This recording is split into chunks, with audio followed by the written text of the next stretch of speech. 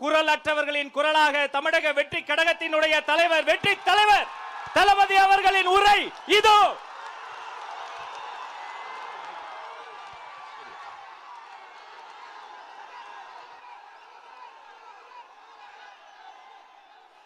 திருப்பவனம் மடப்புரம் அஜித் குமார் அவர்கள் ஒரு சாதாரண ஒரு எளிய குடும்பத்தைச் சேர்ந்த ஒரு இளைஞர். அந்த சாதாரண குடும்பத்துக்கு நடந்த அந்த கொடுமைக்கு சிஎம் அவர்கள் சாரி சொன்னாங்க, தப்பு இல்லை. இப்ப அதோட சேர்த்து இதையும் கொஞ்சம் பண்ணிருங்க சிஎம் சார். உங்களுடைய ஆட்சி காலத்தில் இதே மாதிரி போலீஸ் விசாரணையில் 24 பேர் இறந்து போயிருக்கிறாங்க.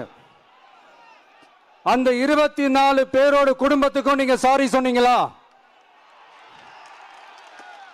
தயவு செஞ்சு சாரி சொல்லிருங்க. அஜித் குமார் அவர்கள் குடும்பத்துக்கு நீங்க கொடுத்த நிவாரணம் மாதிரி இந்த 24 பேர் குடும்பத்துக்கும் நீங்க நிவாரணம் கொடுத்தீங்களா? தயவு செஞ்சு நிவாரணம், அந்த நிவாரணத்தையும் கொடுத்துருங்க. சாத்தான்குளம் ஜபராஜ் ஃபெனிக்ஸ் அந்த கேஸ் வந்து சிபிஐக்கு மாத்தினப்போ இது தமிழ்நாட்டோட காவல்துறைக்கு அவமானம்னு சொன்னீங்க. இன்னைக்கு நீங்க உத்தரவிட்டதுக்கு பேர் என்னங்க சார்? அதே தானே அன்னைக்கு நீங்க சொன்னதும் இன்னைக்கு நடக்கிறதும் அதே தானே? அதே சிபிஐ தானே? அதே சிபிஐ ஆர்எஸ்எஸ் பிஜேபியோட கைப்பாவையா தான் இருக்கு. ஏன் நீங்க அங்க போய் ஒளிஞ்சுக்கிறீங்க?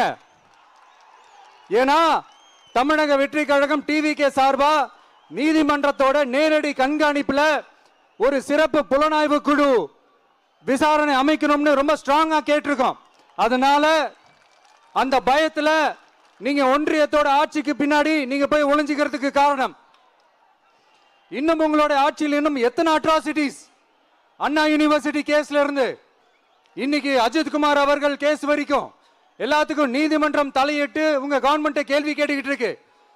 எல்லாத்துக்கும் நீதிமன்றம் தலையிட்டு கேள்வி கேட்கணும்னா அப்புறம் நீங்க எதுக்குங்க சார்? உங்க ஆட்சி எதுக்குங்க சார்? நீங்க உட்கார்ந்து இருக்கிற அந்த சிஎம் பதவி எதுக்குங்க சார்? எப்படி கேள்வி கேட்டாலும் உங்ககிட்ட இருந்து எந்த பதிலும் வர போறதில்லை. ஏன்னா இருந்தா தானே வரும். மேக்சிமம் உங்ககிட்ட இருந்து வர பதில் சாரிமா, தெரியாம நடந்துருச்சுமா, இல்லனா நடக்க கூடாதது நடந்துருச்சுமா, சாரிமா, அவ்வளவுதானே. இந்த வெற்று விளம்பர மாடல் திமுக சர்க்கார் இப்ப சாரிமா மாடல் சர்க்காரா மாறிடுச்சு. இப்படி இருக்கிற இந்த இன்எபிலிட்டி கவர்மெண்ட் இந்த ஆட்சியை விட்டு போறதுக்குள்ள நீங்க செஞ்ச எல்லா தப்புக்கும் பரிகாரமா சட்டம் ஒழுங்க சரி செஞ்சே ஆகணும். இல்லனா மக்களோட மக்களா ஒன்னா நின்னு உங்களை சரி செய்ய வைப்போம். டிவிகே சார்பா அதுக்கு உண்டான அத்தனை போராட்டங்களும் எடுத்து நடத்தப்படும். தேங்க்யூ.